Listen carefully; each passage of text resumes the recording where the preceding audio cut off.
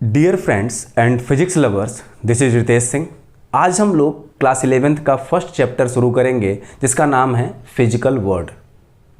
भारत मूलतः प्रकृति प्रेमी है। भारत के लोग बहुत ही ज़्यादा नेचर से प्यार करते हैं और प्रकृति को, नेचर को जानने समझने का जो शास्त्र है, जो ऑर्गेनाइज्ड नॉलेज है, उसी को ही हम फिजिक्स कहते हैं। मनुष्य हमेशा से ही अपने इर्द गिर्द घटने वाली घटनाओं को जानने और समझने के लिए बहुत ही उत्सुक रहता है, बहुत ही लालायित रहता है। मनुष्य की इस उत्सुकता से ही फिजिक्स का जन्म हुआ। मनुष्य हमेशा से यह जानना चाहता है कि दिन और रात कैसे होते हैं, दोपहर में सूरज गर्म क्यों हो जाता है, वर्षा के दिनों में कभी कभी इंद्रधनुष क्यों दिख जाता है, पानी को जब हम आंच पर रखते हैं तो वो गर्म क्यों होता है, ठंडा क्यों नहीं हो जाता है, तारे हमेशा रात में ही क्यों टिमटिमाते हैं, सूरज भोर में और रात को, शाम को लाल क्यों दिखाई देता है, वर्षा क्यों होती है, सन हमेशा ईस्ट से ही क्यों राइज होता है, वेस्ट से क्यों नहीं होता है, आकाश में बिजली क्यों चमकती है, सेब जब पेड़ से टूटता है या कोई वस्तु जब छोड़ दी जाती है तो आकाश में क्यों नहीं चली जाती, जमीन पर ही क्यों पड़ती है। ऐसे अनगिनत प्राकृतिक घटनाएं हैं जो लाखों करोड़ों वर्षों से प्रकृति के नियमों का पालन करते हुए व्यवस्थित और अनुशासित ढंग से चली आ रही हैं और हम सबको रोमांचित करती रहती हैं। चाहे विशालकाय नक्षत्र हो, तारे हों, ग्रह हों, या फिर धूल के छोटे से कण, या फिर उन कणों के अंदर के मॉलिक्यूल्स, एटम, या फिर उनके अंदर के भी इलेक्ट्रॉन, प्रोटॉन, न्यूट्रॉन, ये सब के सब प्रकृति के नियमों का भली भांति बहुत ही एक व्यवस्थित ढंग से इसको पूरी ईमानदारी के साथ, बहुत ही कुशलता के साथ इसका पालन कर रहे हैं। किसने बनाए ये प्रकृति के नियम? किसने सिखाए मिट्टी, पानी, हवा को ये नियम? कौन कर रहा है देख रेख कि हर छोटी बड़ी वस्तु इन नियमों का पालन कर रही है कि नहीं? इन सभी प्रश्नों का उत्तर पाने के लिए ऋषि मुनि योग, साधना, तपस्या करते हैं, परंतु हम तो सिर्फ इतना जानना चाहते हैं, इतना जानने को उत्सुक हैं कि ये नियम हैं क्या। नेचर के इन नियमों की जानकारी पाना ही फिजिक्स है। इन नियमों को कैसे हम समझें, कैसे जानें, कैसे हासिल करें, उसका भी एक प्रोसेस होता है।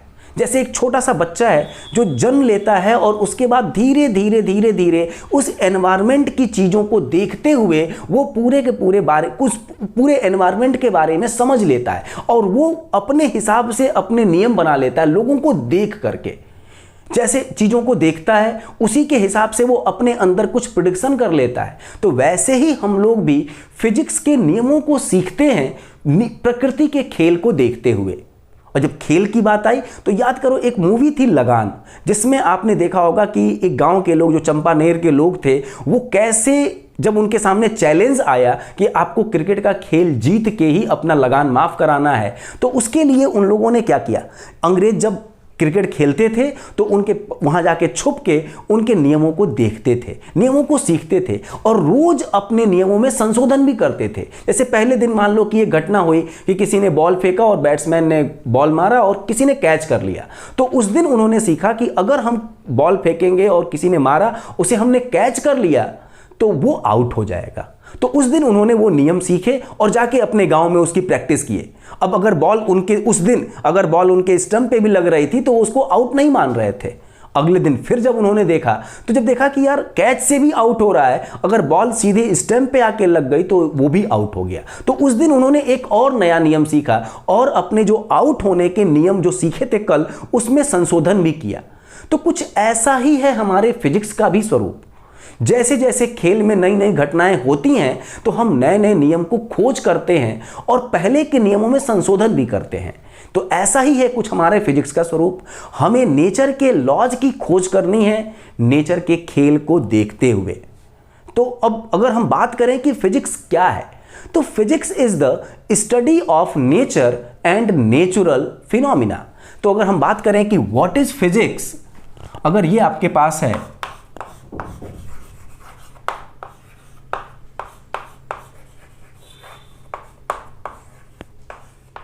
तो फिजिक्स इज द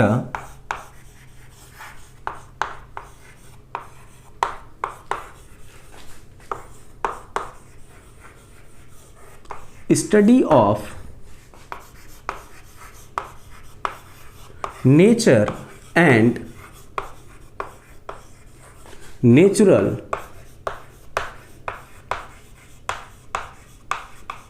फिनोमिना। तो नेचर के बारे में जो स्टडी करते हैं, जो नेचुरल फिनोमिना के बारे में हम लोग सीखते हैं, उसी को हम लोग क्या बोलते हैं, फिजिक्स बोलते हैं। ठीक है, उसी को हम लोगों ने फिजिक्स का नाम दिया, भौतिकी का नाम दिया। ठीक, तो अब हम ये बात करेंगे कि फिजिक्स का पर्पस क्या है। भाई अगर हम फिजिक्स पढ़ रहे हैं तो इसको कैसे पढ़ते हैं, क्या हमारा एक मैनर होगा इसको पढ़ने का।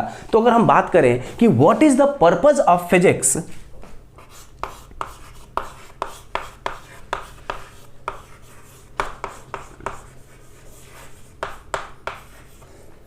पर्पस ऑफ फिजिक्स, इसके लिए कुछ पर्पस हैं जिनको हम लोग देखेंगे। पहला है इसमें हम लोग करते क्या हैं। सबसे पहले हम लोग देखते हैं observation of natural events. Nature में जो घटनाएं घटती हैं उन घटनाओं को पहले हम ऑब्जर्व करते हैं। जैसे क्रिकेट के खेल में जब उन्होंने ऑब्जर्व किया कि बॉल जब सीधे स्टंप पे आके लग जाएगी, बैट्समैन से छूट के स्टंप पे लग जाएगी, तो हम उसे आउट मानेंगे, तो उन्होंने उस चीज को ऑब्जर्व किया। ठीक, तो उसी तरीके से हम लोग भी क्या करते हैं, नेचर के इवेंट्स को ऑब्जर्व करते हैं। जैसे कोई भी इवेंट, जैसे मान लो कि ये आपके पास चौक है, इसको हम छोड़ देंगे तो कहां जाएगा, ये नीचे जाएगा। तो ये एक इवेंट है, नेचर का ये इवेंट है, और ये जो चौक है वो इस नेचर के लॉ को फॉलो कर रहा है। तो पहली चीज तो हम लोग नेचर के इवेंट्स को ऑब्जर्व करेंगे, उसके बाद फिर हम लोग गेस करेंगे कुछ लॉ को, कुछ नेचर के लॉ को हम गेस करते हैं जिससे कि हम उस इवेंट को एक्सप्लेन कर सकें। तो दूसरा हमारा पर्पस होता है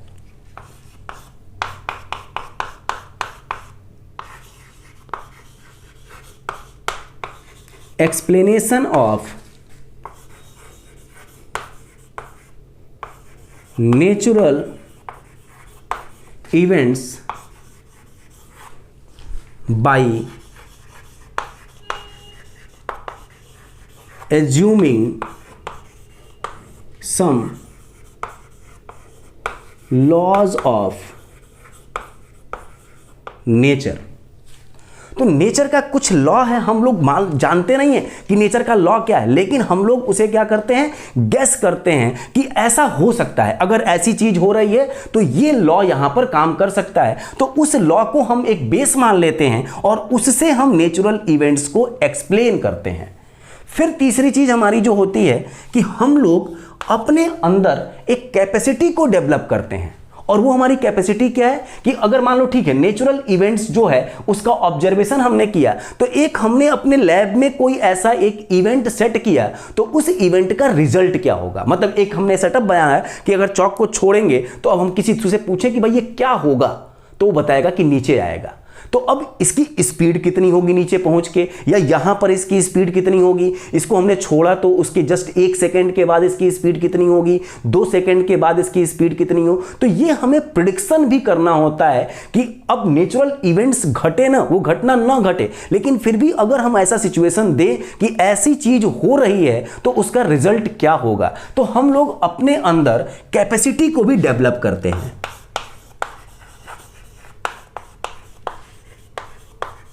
development of capacity to explain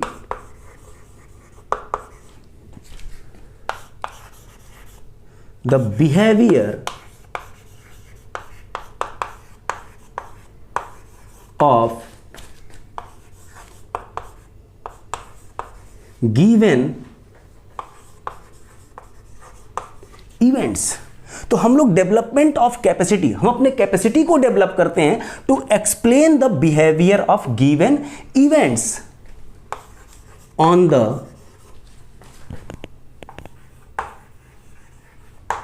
basis of guessed laws of nature. तो नेचर में जो हमने लॉ को गेस किया, उस गेस्ड लॉ के अकॉर्डिंग हम लोग अपने किसी भी गिवन सिचुएशन, गिवन कंडीशन पे क्या रिजल्ट आएगा, उस रिजल्ट को भी जानने की कोशिश करते हैं। और चौथा हमारा जो इसका पर्पज होता है फिजिक्स का,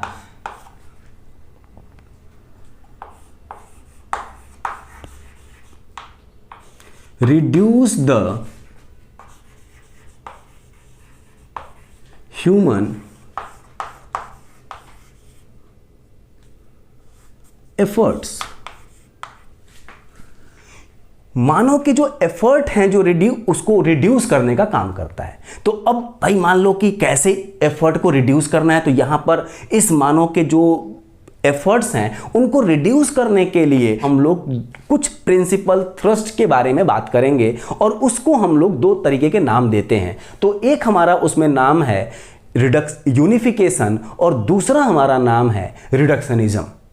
तो अब जैसे मान लो कि आपने देखा होगा कि नेचर में बहुत से लाखों करोड़ों इवेंट्स हैं।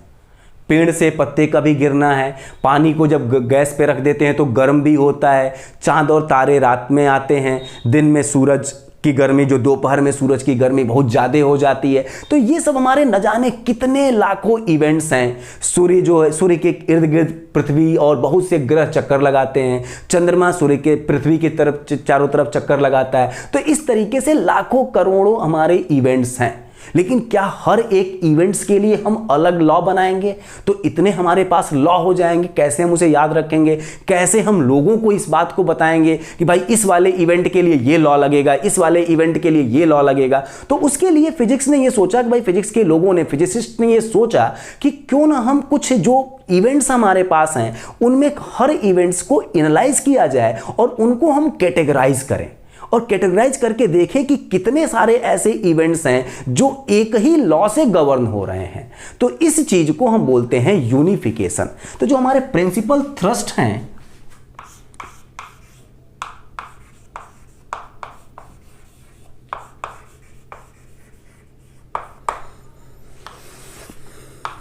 तो पहला है आपका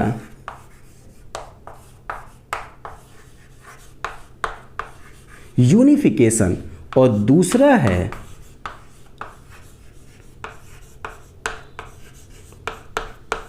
रिडक्शनिज्म। तो यूनिफिकेशन को फिर से समझो कि आपके पास लाखों करोड़ों अगर इवेंट्स हैं तो उन लाखों करोड़ों इवेंट्स को समझाने के लिए हमें लाखों लॉज नहीं बनाने हैं।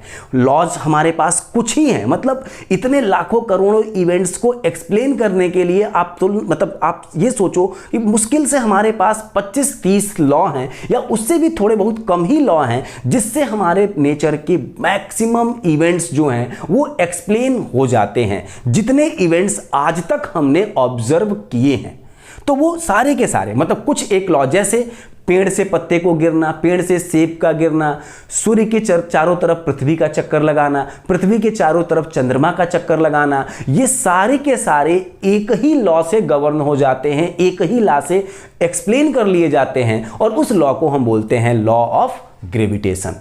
उसी तरीके से एक करंट, किसी भी वायर में करंट का फ्लो होना, वायर के इर्द गिर्द मैग्नेटिक फील्ड बहना, एक चार्ज की इलेक्ट्रिक फील्ड क्रिएट होना, एक मूविंग चार्ज की मैग्नेटिक फील्ड और इलेक्ट्रिक फील्ड दोनों क्रिएट होना, इन सारी चीजों को हम चाहें तो एक लॉ से ही बात कर सकते हैं और वो हमारा मैक्सवेल का लॉ है।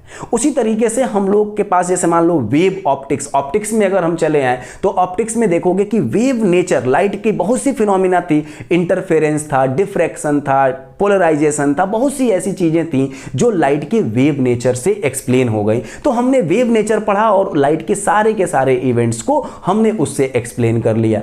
कुछ पार्टिकल नेचर से भी एक्सप्लेन होते हैं तो लाइट का हमने पार्टिकल नेचर भी एज्यूम कर लिया, एक लॉ बना लिया कि लाइट हमारा पार्टिकल नेचर की भी है। तो पार्टिकल नेचर वाले जो भी इवेंट्स थे उनको हमने पार्टिकल नेचर को एज्यूम करके एक्सप्लेन कर लिया।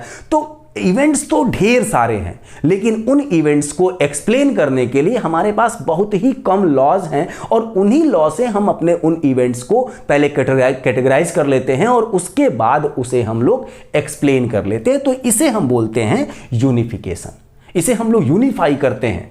और हम लोग चाहते भी हैं कि जितने ज़्यादा हमारे पास लॉज होंगे उतना ज़्यादा हमें एक्सप्लेनेशन में कंफ्यूजन आएगी। तो हम चाहते हैं कि हमारे लॉज कम से कम हो जाएं, जिससे कि हमें किसी भी इवेंट को एक्सप्लेन करने में कठिनाई ना हो। तो एक्सप्लेनेशन को रिड्यूस करना, देखो रिड्यूस द ह्यूमन एफर्ट। तो ह्यूमन का प्रयास क्या था? Explanation of natural events. तो नेचर के इवेंट को एक्सप्लेन करने का हमारा प्रयास था, तो उस प्रयास को हमने क्या कर दिया? यूनिफिकेशन के माध्यम से रिड्यूस कर दिया। अब बात आती है रिडक्शनिज्म क्या है।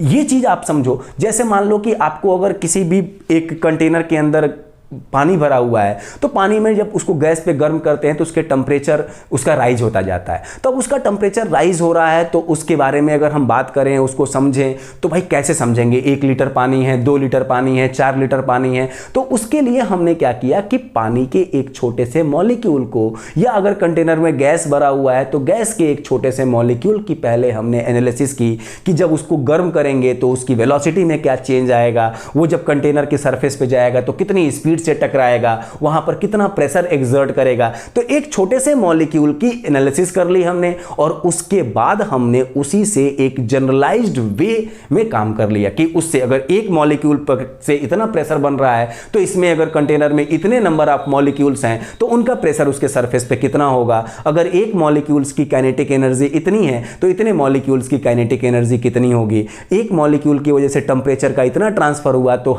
हजारों करोड़ों मॉलिक्यूल्स की वजह से टेम्परेचर का कितना ट्रांसफर होगा। ये सारी चीजें हम लोग कर लेते हैं। इसका मतलब कि एक बड़े से गिवन एनवायरनमेंट को, एक बड़े से गिवन सिस्टम को हम उसका एक छोटा सा पार्ट लेके पहले उसकी एनालिसिस करेंगे, मतलब उसके छोटे से पार्ट में उसको रिड्यूस करके उसकी एनालिसिस करेंगे, उसकी पूरी जानकारी हम ले लेंगे और उसके बाद हम उसको जनरलाइज कर देंगे। तो ये हमारा मेथड होता है रिडक्शनिज्म।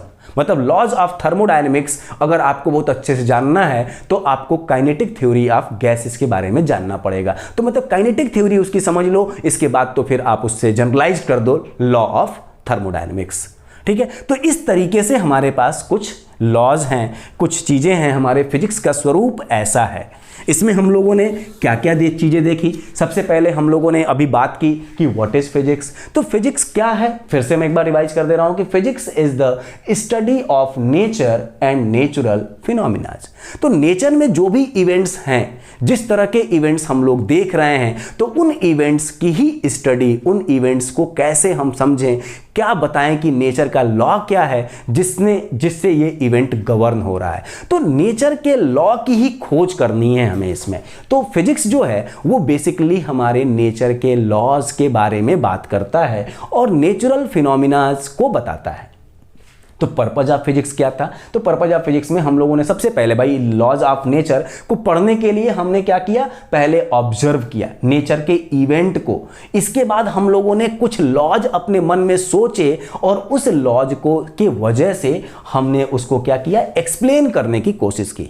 फिर उसको हमने एक्सपेरिमेंट किया कि भाई जो इवेंट हमने नेचर में देखा एज इट इज वैसा ही इवेंट हमने अपने लैब में बनाया, और लैब में बनाने के बाद फिर जो हमने लॉ को गेस किया था उस लॉ से उसको देखने की कोशिश की कि भाई इसका रिजल्ट हमारे लॉ के अकॉर्डिंग तो ये आ रहा है, और वो जो नेचुरल इवेंट हमने अपने लैब में सेट किया उसका रिजल्ट क्या आ रहा है। अगर हमारे लॉज की वजह से जो रिजल्ट और उस एक्सपेरिमेंट का रिजल्ट सेम है तो हमने मान लिया कि हाँ हमारा लॉ करेक्ट है, अदरवाइज उसको और मॉडिफाई करने की जरूरत पड़ती है। तो समय समय पर हम नेचर के इवेंट्स को समझते जाते हैं। जैसे क्रिकेट के खेल में हमने आउट के करने का एक दिन में एक रूल देखा, क्योंकि हमारे सामने वो दूसरा इवेंट आया ही नहीं था।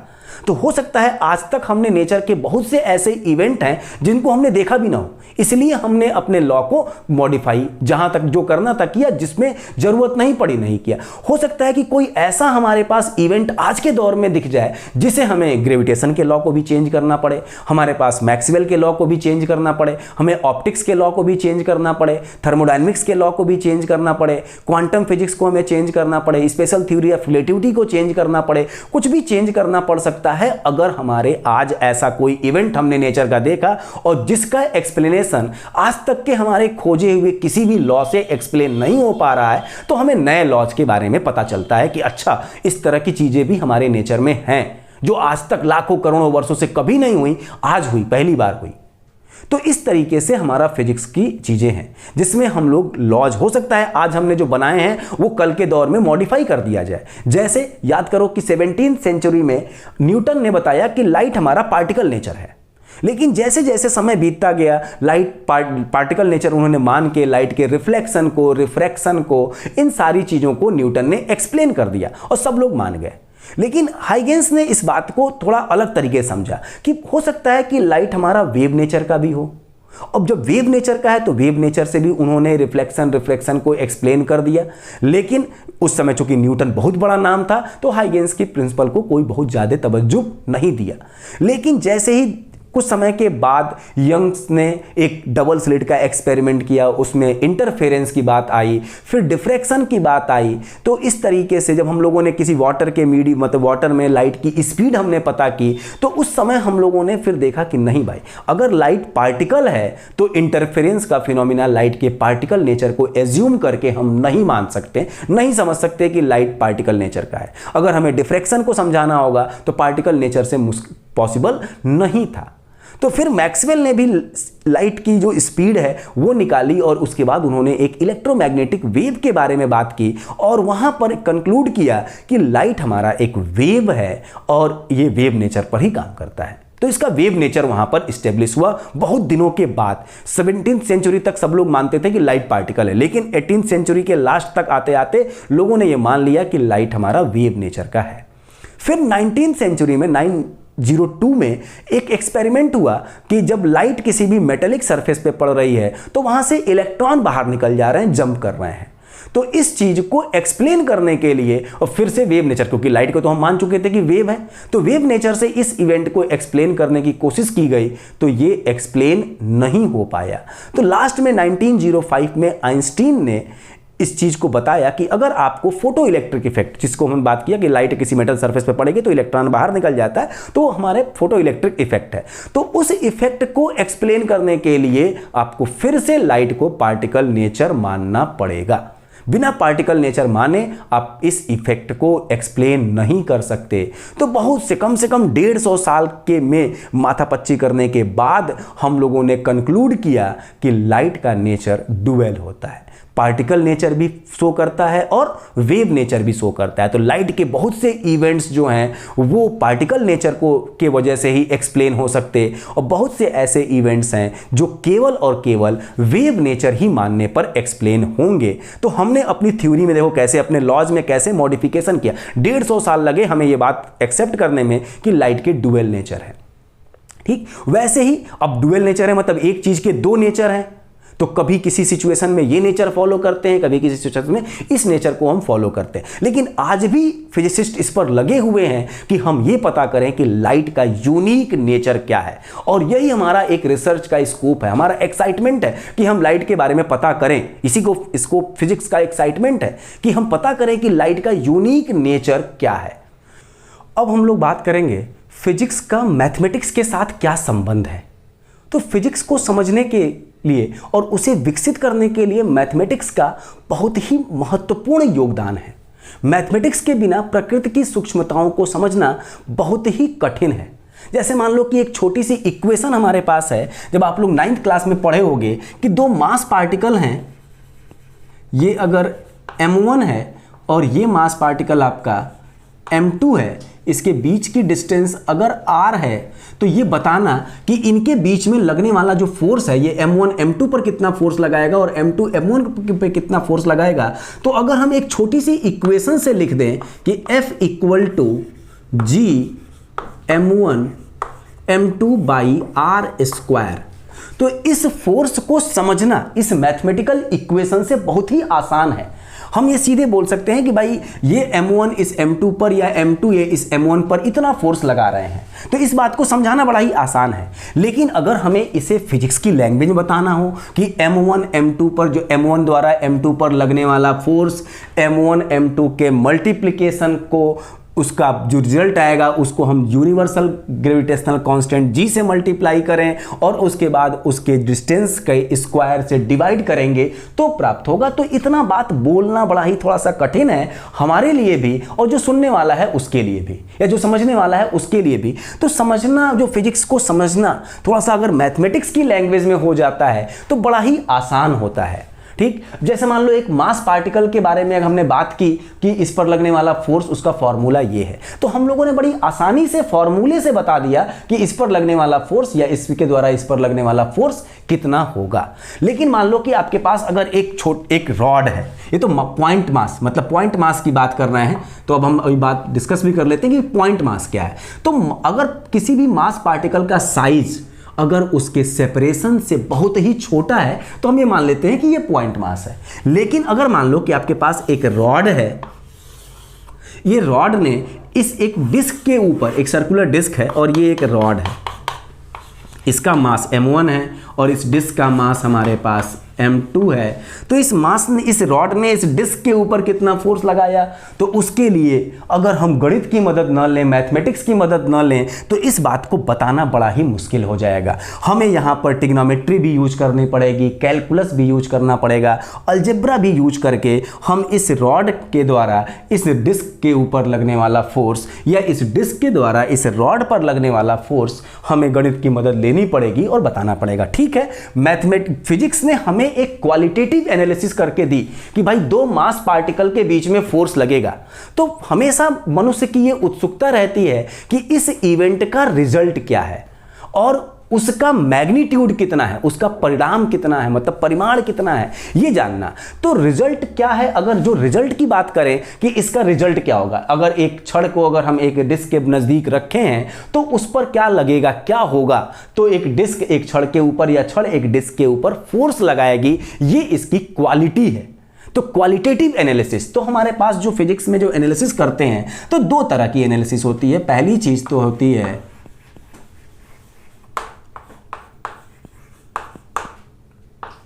क्वालिटेटिव और दूसरी होती है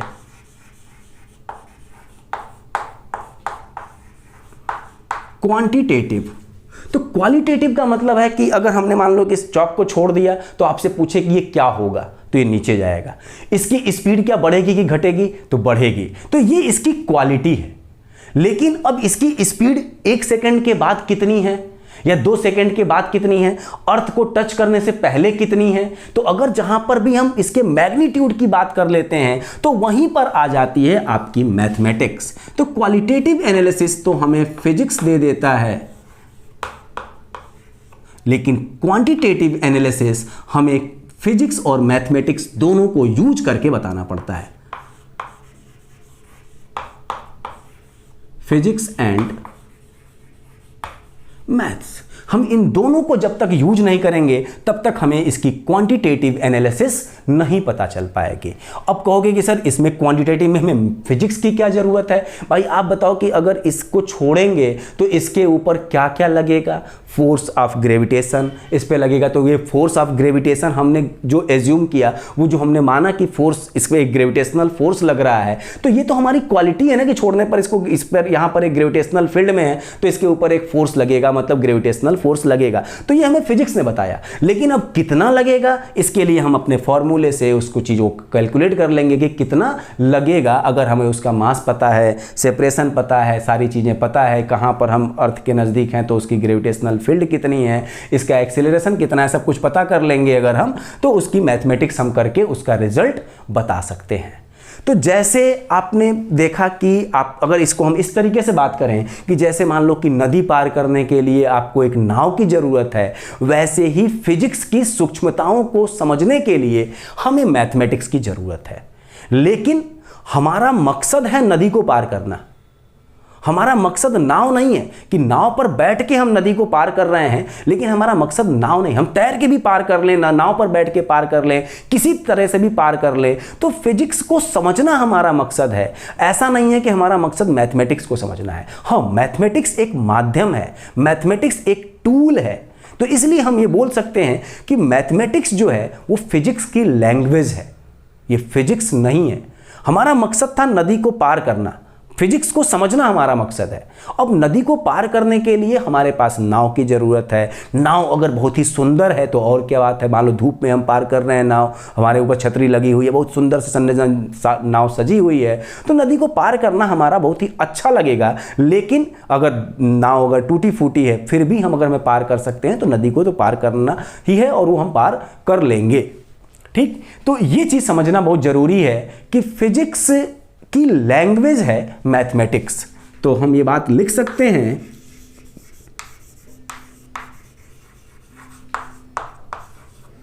मैथमेटिक्स इज द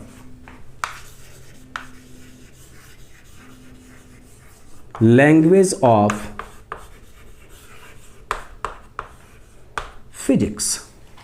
तो इस बात को ध्यान रखना कि मैथमेटिक्स फिजिक्स की लैंग्वेज है, फिजिक्स नहीं है। बहुत से लोग कहते हैं कि भाई विदाउट मैथमेटिक्स हम फिजिक्स को नहीं समझ सकते। ऐसा नहीं है। हम फिजिक्स की क्वालिटेटिव एनालिसिस तो कर सकते हैं, हाँ, क्वांटिटेटिव अगर एनालिसिस करना होगा तो हमें मैथमेटिक्स की ज़रूरत पड़ेगी। अदरवाइज हम उसकी क्वालिटेटिव एनालिसिस आसानी से कर सकते हैं। हम उसके रिजल्ट के बारे में बता सकते हैं कि हाँ उसका रिजल्ट कैसा होगा। अब क्या होगा, कितना होगा, अगर हमें उसे बात करनी है तो हमें उसके लिए मैथमेटिक्स का सहारा लेना पड़ेगा। अब हम बात करेंगे कि what is the scope of physics. तो अगला हमारा टॉपिक है स्कोप ऑफ। स्कोप का मतलब होता है कार्य क्षेत्र। तो फिजिक्स का जो वर्क फील्ड है ये क्या है, तो इसको समझने के लिए हमें बेसिकली दो डोमेन्स के बारे में बात करनी होगी। एक हमारा जो डोमेन है इसको हम बोलते हैं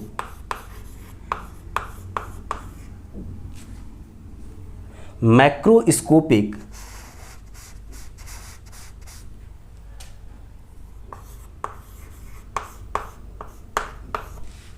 और दूसरा हमारा है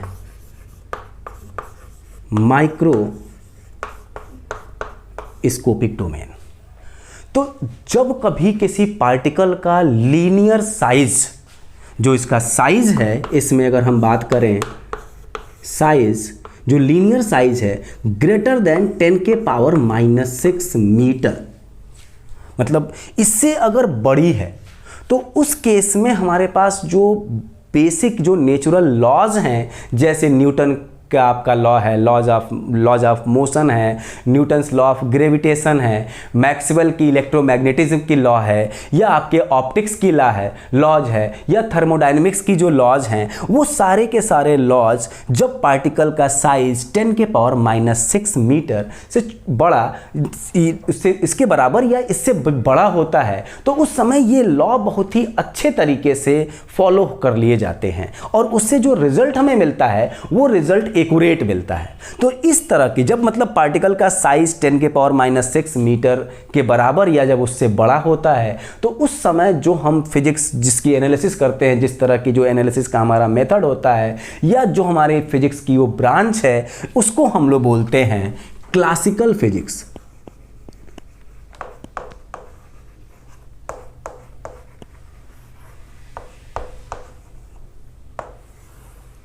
तो क्लासिकल फिजिक्स बेसिकली जब पार्टिकल का साइज 10 के पावर -6 मीटर से बड़ा होता है तो वहाँ पर जो रिजल्ट हमें मिलते हैं वो क्लासिकल फिजिक्स से बहुत ही सटीक मिलते हैं, उसमें कोई दिक्कत कोई गलती नहीं होती है। ठीक है, अब इस क्लासिकल फिजिक्स में क्या क्या चीज़ें हैं, जैसे आपके पास मैकेनिक्स है, जहाँ पर हम लोग लॉज ऑफ मोशन की बात करेंगे, न्यूटन्स लॉ ऑफ ग्रेविटेशन की बात करेंगे, तो ये हमारा ये सब पूरा मैकेनिक्स में आता है। हम लोग यहाँ पर इलेक्ट्रोमैग्नेटिज्म की बात करेंगे,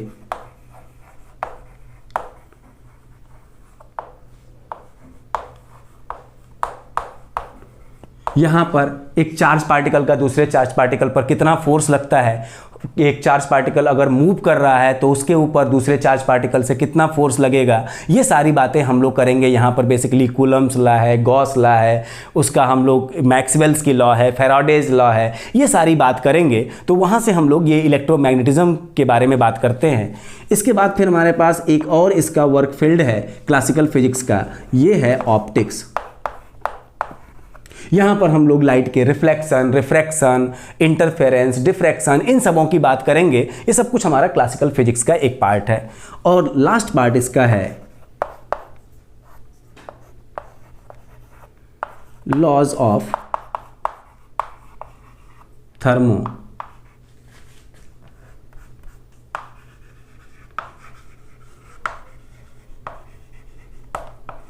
डायनेमिक्स।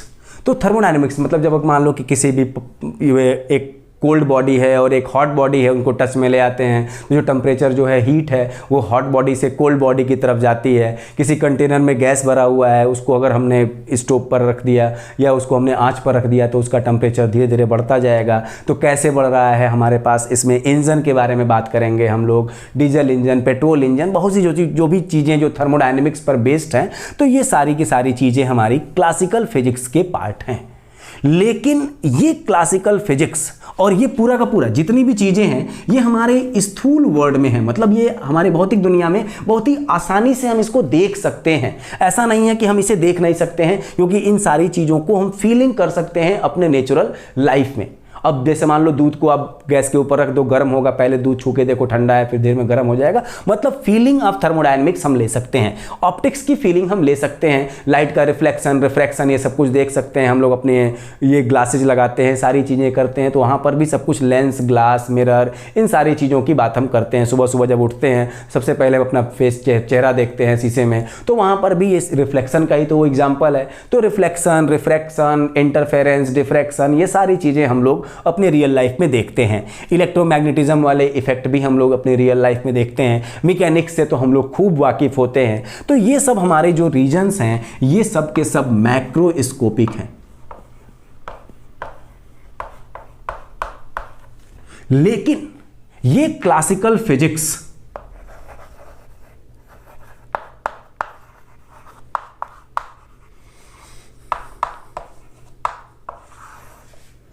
दो जगहों पर फेल हो जाता है।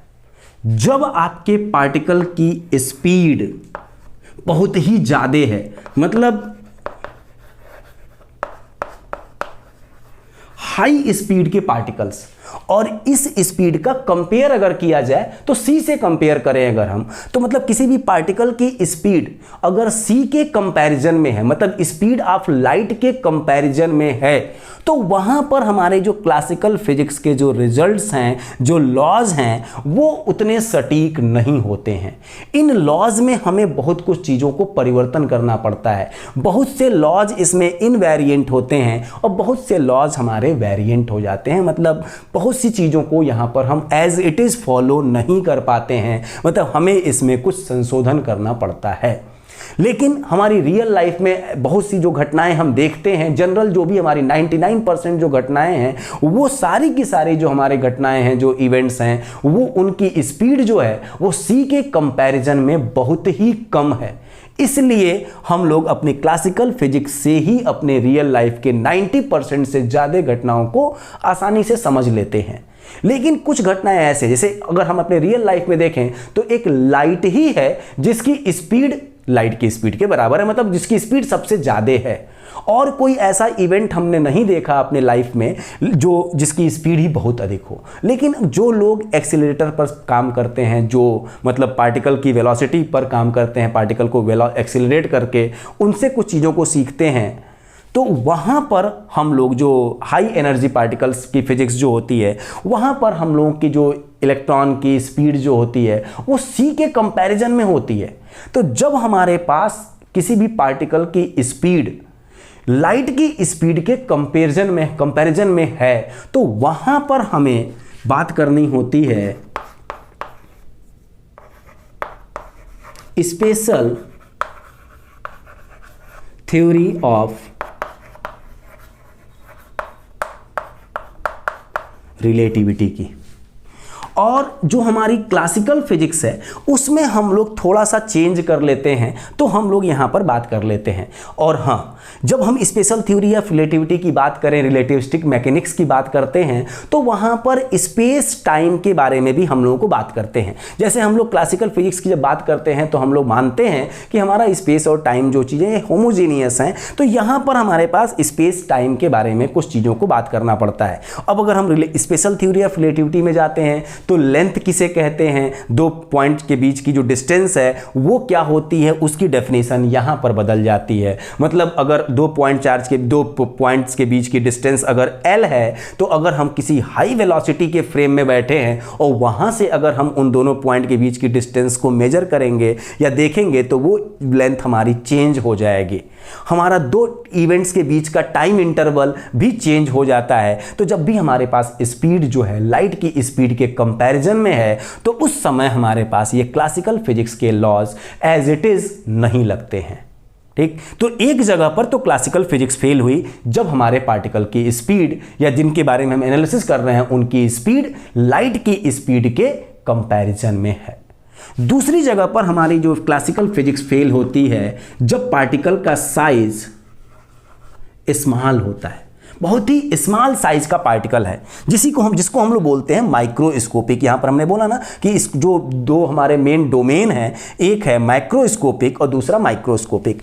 तो जब इस पार्टिकल का साइज लेस देन 10⁻⁻⁶ मीटर या उससे भी छोटा है, मतलब जब हम एटॉमिक लेवल पर आते हैं, एटम्स की बात करते हैं, उसके हम इलेक्ट्रॉन, प्रोटॉन, न्यूट्रॉन की बात करते हैं और उनकी जब हम एनालिसिस करते हैं तो वहां पर हमें ये जितने भी हमने लॉज पढ़े हैं उनमें से एक भी लॉ हमारे काम नहीं आने वाले हैं। मतलब जब हम बहुत ही सूक्ष्म पार्टिकल्स की बात करेंगे, बहुत ही स्मॉल पार्टिकल की बात करते हैं, तो वहां पर हमारे पास जो फिजिक्स है जिसके बारे में हम बात करते हैं उसे हम बोलते हैं क्वांटम फिजिक्स। और क्वांटम फिजिक्स की दुनिया, ये मान चलो इन सारी दुनिया से बहुत ही अलग है। यहां पर हमारे पास बहुत से रिस्ट्रिक्शंस हैं। जैसे हम लोग क्लासिकल फिजिक्स में खूब सारे सवाल पूछते हैं, वैसे हमारे पास क्वांटम फिजिक्स में सवाल पूछने तक की भी बहुत ज़्यादा परमिशन नहीं होती है। अगर हम बात करें कि जैसे मान लो कि जैसे अक्सर हम अगर सन के बारे में बात करें, सन से हमारे पास पूरे ब्रह्मांड को एनर्जी जो मिल रही है वो सन से मिल रही है। तो अगर हम सन के बारे में बात करें कि सन से एनर्जी जो आ रही है वो न्यूक्लियर फ्यूजन जो है वहाँ पर, तो अगर हम बात करें कि वहाँ पर दो प्रोटॉन मिलके हीलियम का न्यूक्लियस बनाते हैं और वहाँ से एनर्जी बाहर निकलती है और वही एनर्जी हमें मिल रही है। सन की एनर्जी वही है कि जब दो प्रोटॉन आपस में मिलते हैं और न्यूक्लियस क्रिएट करते हैं, हीलियम का न्यूक्लियस बनाते हैं और उस समय जब दो प्रोटॉन बाइंड होते हैं तो वहां से एनर्जी निकलती है और हीलियम के न्यूक्लियस बनते हैं और वो हमें एनर्जी देते हैं। तो अगर हम क्लासिकल फिजिक्स में चले जाएं तो प्रोटॉन के बीच में तो इलेक्ट्रोमैग्नेटिज्म कहती है कि रिपल्सन का फोर्स लगता है, रिपेल करते हैं एक दूसरे को। तो अब अगर हम इस मैकेनिज्म के अकॉर्डिंग, अगर इस रूल के अकॉर्डिंग बात करें तो सन से तो हमें एनर्जी मिल रही है, उसको हम एक्सप्लेन ही नहीं कर सकते। उसके लिए हमें आना पड़ता है क्वांटम फिजिक्स में या क्वांटम मैकेनिक्स में। यहां पर बहुत से रिस्ट्रिक्शंस हैं। मतलब जब पार्टिकल का साइज 10⁻⁻⁶ से छोटा है तो वहां पर ये सारे लॉज जो क्लासिकल फिजिक्स के लॉज हैं या आपकी स्पेशल थ्योरी जो भी है, ये सब फॉलो नहीं होते हैं। यहां पर एक नए लॉज की बात करते हैं, नए तरह की फिजिक्स हम पढ़ते हैं जिससे वास्तव में हमारा पूरा का पूरा जो ब्रह्मांड है, हमारा पूरा जो एक यूनिवर्स है वो गवर्न होता है। तो एक छोटे छोटे पार्टिकल की एनालिसिस करके हम एक बड़ा सा रिजल्ट निकालते हैं और वो ही लॉज हमारे क्लासिकल फिजिक्स में भी यूज किए जाते हैं। मतलब क्लासिकल फिजिक्स से हमें क्वांटम फिजिक्स पर आना बहुत ही मुश्किल है, नहीं हम आ पाएंगे। क्लासिकल फिजिक्स के लॉ को फॉलो करते हुए हम क्वांटम फिजिक्स को एक्सप्लेन नहीं कर सकते। लेकिन अगर हमने क्वांटम फिजिक्स को बहुत अच्छे से समझ लिया तो हम क्लासिकल फिजिक्स को बहुत ही अच्छे तरीके से, मतलब एकदम इसमें डीप में जाके इन सारी बातों को हम एक्सप्लेन कर सकते हैं। जिसे हमने शुरुआत में बात किया था, दो प्रिंसिपल थ्रस्ट थे।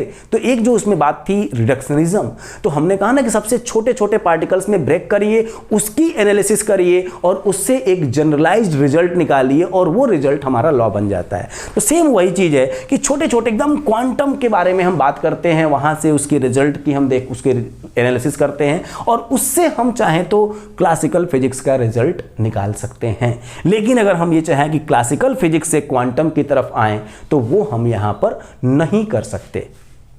इवन क्वांटम फिजिक्स में तो ये भी कहा जाता है कि जो आइडेंटिकल एक्सपेरिमेंट है वो आइडेंटिकल रिजल्ट नहीं देते हैं। जैसे अगर यहां पर बात की, जैसे मान लो कि ये हमारा एक चौक है, बहुत ही छोटा है, जिसकी साइज 10⁻⁻⁶ मीटर से छोटी है। अब अगर हम इसको यहां पर छोड़ दें तो बार बार नीचे आ रहा है। ये हमेशा कहां आ जा रहा है? चौक, ये चौक बड़ा है, अभी इसकी साइज बहुत बड़ी है, तो ये कहां आ जा रहा है? नीचे। लेकिन अगर इसके साइज को हम 10⁻⁻⁶ मीटर से भी छोटा कर दें तो इसको छोड़े तो कोई जरूरी नहीं कि बार बार ये नीचे ही जाएगा। तो ट्रूली आइडेंटिकल जो एक्सपेरिमेंट हैं वो आइडेंटिकल रिजल्ट देंगे, ये कोई गारंटी नहीं है। इसके लिए एक चीज और मान लो कि आपको हम समझाते हैं। जैसे मान लीजिए आपके पास, हम थोड़ा सा रिफ्लेक्शन और रिफ्रैक्शन की बात करते हैं। मान लो आपके पास ये एक मीडियम है, यहां पर आपके पास वाटर है और ये आपका एयर है। हमने अभी कुछ देर पहले बात की थी कि जो हमारा लाइट है वो पार्टिकल नेचर भी है और लाइट का वेव नेचर भी है। तो लास्ट में 1905 में जब फोटो इलेक्ट्रिक इफेक्ट की बात थी तो हमने ये कहा था कि लाइट जो है वो फोटॉन्स के फॉर्म में आता है। मतलब लाइट जो है वो एनर्जी के पैकेट्स हैं, वो छोटे छोटे पैकेट्स हैं और उनके फॉर्म में लाइट सन से हमारे पास आ रही है। सन से आ रही है, कैंडल से आ रही है, आपके पास ट्यूबलाइट से आ रही है, एलईडी, सीएफएल, जिससे भी आ रही है वो छोटे छोटे पैकेट्स के फॉर्म में आ रही है। अब मान लो कि आपके पास लाइट इधर से इस सरफेस पे इस तरीके से आई, इंसिडेंट रे है, ये एक बीम है लाइट की, और इस पर पड़ने के बाद ये लाइट आपकी इधर रिफ्लेक्ट हो गई और रिफ्रैक्ट हो गई और कुछ लाइट आपकी इधर चली गई। ठीक, अब मान लो कि इस वाली क्योंकि जो रिफ्रैक्शन है, जो कि वाटर है, यहाँ पर इधर एयर है, तो रिफ्लेक्शन भी हो रहा है और रिफ्रैक्शन भी हो रहा है। तो मान लो कि इस रिफ्रैक्शन की इंटेंसिटी है, सपोज करो 80% और इसकी इंटेंसिटी है आपकी 20% रिफ्लेक्टेड रे की। ठीक, और तो इस अगर मान लो कि यहाँ से आपके पास 100 फोटॉन्स चले हैं और ये सरफेस पे आ रहे हैं, ये फोटॉन के पैकेट्स हैं, ये छोटे छोटे पैकेट्स हैं ये, तो ये 100 फोटॉन्स चले हैं, तो ये 100 फोटॉन्स में से 80 फोटॉन इधर आ गए और 20 फोटॉन इधर चले गए, रिफ्लेक्ट हो गए, और 80 फोटॉन रिफ्रैक्ट हो गए। लेकिन सारे के सारे फोटॉन तो आइडेंटिकल हैं। अब इन 100 में से 20 की प्रोबेबिलिटी है इधर जाने की और 80 की प्रोबेबिलिटी है इधर आने की। ठीक, हमने एक्सपेरिमेंट में देखा कि भाई यहां पर जो रिफ्लेक्टेड रे है उसकी इंटेंसिटी ज़्यादा है, रिफ्लेक्टेड रे की इंटेंसिटी कम है, तो हमने मान लो गेस कर लिया कि 20% रिफ्लेक्ट हुआ और 80% रिफ्रैक्ट हो गया। तो अब मान लो कि एक फोटॉन चला यहां से इस पॉइंट पर, इस सरफेस पे गिरा, सरफेस पे गिरने के बाद अब ये रिफ्रैक्ट होगा कि रिफ्लेक्ट होगा ये हम नहीं बता सकते। न ही हमें ये क्लासिकल फिजिक्स बता सकता है और न ही हमें ये क्वांटम फिजिक्स बता सकता है। बस हम इतना बता सकते हैं क्वांटम फिजिक्स में कि इसकी प्रोबेबिलिटी, मतलब 100 में से 80 इधर चले जाएंगे, कौन सा 80 फोटॉन इधर जाएगा और कौन सा 20 फोटॉन इधर जाएगा, हम इसके बारे में नहीं बता सकते। 80 में से हो सकता है कि शुरुआत के 5 फोटॉन आए, रिफ्लेक्ट हो जाए, एक रिफ्लेक्ट हो गया हो, फिर हमारे पास आए, दूसरा भी रिफ्लेक्ट हो जाए, तीसरा भी रिफ्लेक्ट हो जाए, फिर उसके बाद कुछ देर तक रिफ्लेक्ट होता रहे। क्या होगा हम इसके बारे में बता नहीं सकते। फोटॉन सब के सब आइडेंटिकल हैं।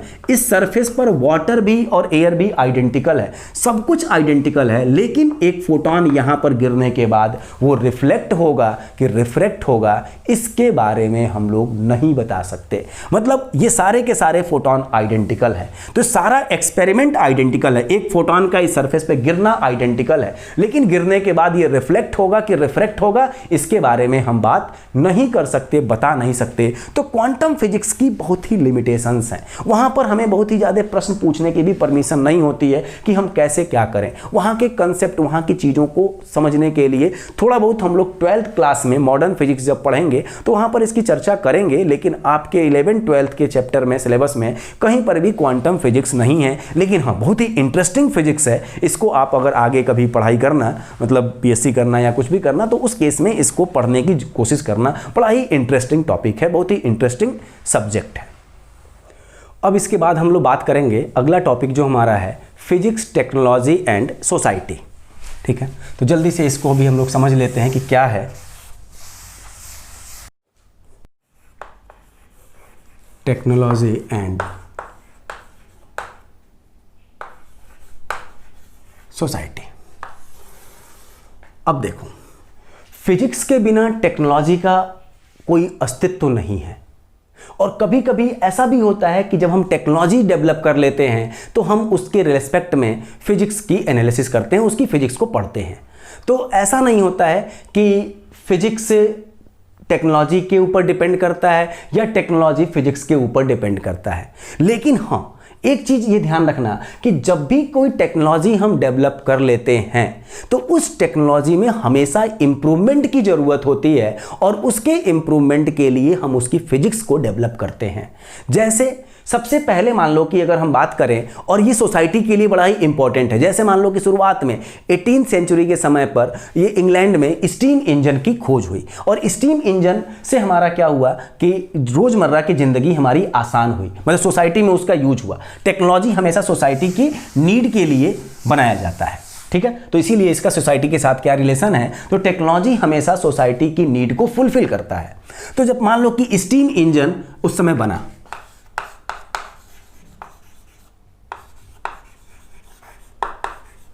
ये टेक्नोलॉजी का पार्ट है। लेकिन जब स्टीम इंजन की एफिशिएंसी को देखा जा रहा था तो एफिशिएंसी उसकी बहुत ही कम हो रही थी। तो अब इसकी एफिशिएंसी को इंप्रूव करने के लिए हम लोगों ने फिजिक्स में एक नया टॉपिक, एक नया कंसेप्ट या एक नया चैप्टर डेवलप किया, जिसमें हम लोग बात करते हैं थर्मोडायनेमिक्स की।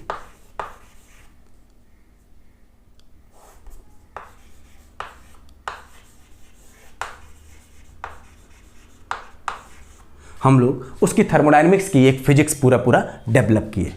तो कभी कभी ऐसा होता है कि फिजिक्स हमें नई टेक्नोलॉजी डेवलप करता है, और कभी कभी नई टेक्नोलॉजी से हमारे एक नए फिजिक्स की ब्रांच का जन्म होता है। तो यहाँ पर अब टेक्नोलॉजी से फिजिक्स का डेवलपमेंट हुआ। उसी तरीके से मान लो कि आपके पास जब हम लोगों ने बात की थी इलेक्ट्रोमैग्नेटिज्म की,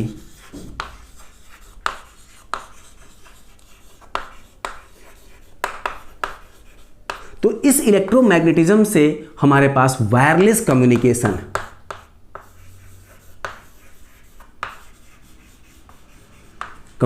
और वायरलेस कम्युनिकेशन का एग्जांपल तो आप देख ही रहे हो सोसाइटी में क्या है। वायरलेस कम्युनिकेशन जो हमारे मोबाइल हैं, टेलीफोन, सब कुछ है, ये सब पूरा वायरलेस कम्युनिकेशन की टेक्नोलॉजी पर बेस्ड है। तो जब हम लोगों ने इलेक्ट्रोमैग्नेटिक वेव के बारे में बात कर ली, मैक्सवेल ने जब इसके बारे में एक फिजिक्स पूरी डेवलप कर ली, तो उसके बाद हमारे पास वायरलेस कम्युनिकेशन टेक्नोलॉजी की एक खोज हो गई, और वो हमारी सोसाइटी में आज हम लोग मोबाइल और इन चीज़ों के तौर पर यूज करते हैं।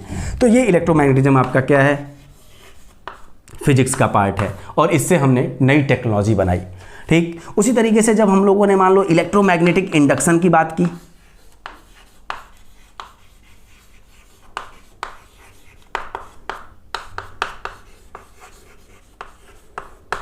तो उससे हम लोगों ने जनरेटर एंड मोटर्स बनाए। ये हमारी टेक्नोलॉजी का पार्ट है। इलेक्ट्रोमैग्नेटिक इंडक्शन की फिजिक्स हम लोग करते हैं, और उससे हमारी जो डेवलप टेक्नोलॉजी है, जनरेटर, जैसे मान लो आप देखो कि एसी सप्लाई हमारी जो है वो कहाँ से आ रही है, वो पावर प्लांट से आ रही है। पावर प्लांट पर क्या लगे हुए हैं, जनरेटर्स लगे हुए हैं। ठीक, अक्सर हमारे शादी विवाह में जो घर पे जो जनरेटर आते हैं वो सारे के सारे किस पर बेस्ड है, इलेक्ट्रोमैग्नेटिक इंडक्शन के प्रिंसिपल पर बेस्ड है। जब फैराडे ने इस फिजिक्स को जब डेवलप किया तो उससे हम लोगों ने टेक्नोलॉजी में उसकी, मतलब जब टेक्नोलॉजी में उसको ले आए तो हमने वहाँ से जनरेटर, मोटर ये सब बनाया, और हमारी रियल लाइफ में, हमारी सोसाइटी में जनरेटर और मोटर्स का कितना यूज है ये आप सभी लोग बहुत अच्छे से जानते होंगे। आप एक कूलर है, फैन है, ये सब के अंदर मोटर ही तो है, वही मोटर हम लोग हमारी सोसाइटी में यूज कर रहे हैं, लेकिन इसकी जो टेक्नोलॉजी है, इस टेक्नोलॉजी का जो बेस था वो हमारा इलेक्ट्रोमैग्नेटिक इंडक्शन था। वैसे ही जब हम लोगों ने एक्सरे की खोज की एंड गामा रेज की खोज की, तो हमने एक्सरे मशीन बनाई और ये हमारे पास देखा कि बहुत सी जो डिजीज़ हैं उन डिजीज़ को मतलब डायग्नोस करने के लिए ये एक्सरे मशीन का बड़ा ही अच्छा यूज है। हड्डी टूट जाती है तो आप क्या करने जाते हो, चले जाते हो एक्सरे का, कहते हैं डॉक्टर की जाओ एक्सरे करा के आओ, तो एक्सरे करा तो एक्सरे मशीन पर जाते हो और वहाँ पर एक्सरे करता है और वो आपकी जो हड्डी है वो कहाँ से क्रैक हुई है, कितनी क्रैक हुई है, क्या उसका शेप इस समय नया शेप क्या है, वो सारी चीज़ें आपको बता देता है। तो ये एक्सरे और गामा रेज की जो फिजिक्स हमने पढ़ी, तो इस फिजिक्स से हमारी नई टेक्नोलॉजी डेवलप हुई और इस नई टेक्नोलॉजी का हमारी सोसाइटी में यूज आप समझ सकते हो कि कितना ज़्यादा यूज है। तो ऐसा होता है कि कभी कभी ऐसा भी होगा कि फिजिक्स से नई टेक्नोलॉजी बनती है और कभी कभी टेक्नोलॉजी से नई फिजिक्स की खोज होती है। जैसे स्टीम इंजन टेक्नोलॉजी का पार्ट था, लेकिन इससे हम लोगों ने क्या खोजा, थर्मोडायनेमिक्स, एक ब्रांच फिजिक्स की बनाई। वैसे इलेक्ट्रोमैग्नेटिज्म फिजिक्स का पार्ट है, उससे हमने वायरलेस कम्युनिकेशन, इलेक्ट्रोमैग्नेटिक इंडक्शन की जब हमने बात की फिजिक्स में पढ़ाई की तो उससे हमने मोटर जनरेटर बनाए। एक्सरे और गामा रेज हमने बात की तो उसके बाद हमने एक्सरे मशीन बनाया। जब हमने न्यूट्रॉन के पार्टिकल्स का एक तरीके से रेडियो एक्टिविटी जब पढ़ी तो हमने न्यूक्लियर पावर और न्यूक्लियर रिएक्टर्स, न्यूक्लियर वीपन्स के बारे में बात की और वहाँ से चीज़ों को निकली। तो बहुत सी ऐसी चीज़ें हैं जो हमने फिजिक्स में पढ़ा और उसको हम लोग यूज करके अपनी सोसाइटी की नीड के अकॉर्डिंग उससे हम अपनी नई टेक्नोलॉजी बनाते हैं। जैसे जब हम लोग सिलिकॉन चिप, एक सेमीकंडक्टर फिजिक्स की बात की, जैसे मान लो हमने जब सेमीकंडक्टर फिजिक्स की बात की,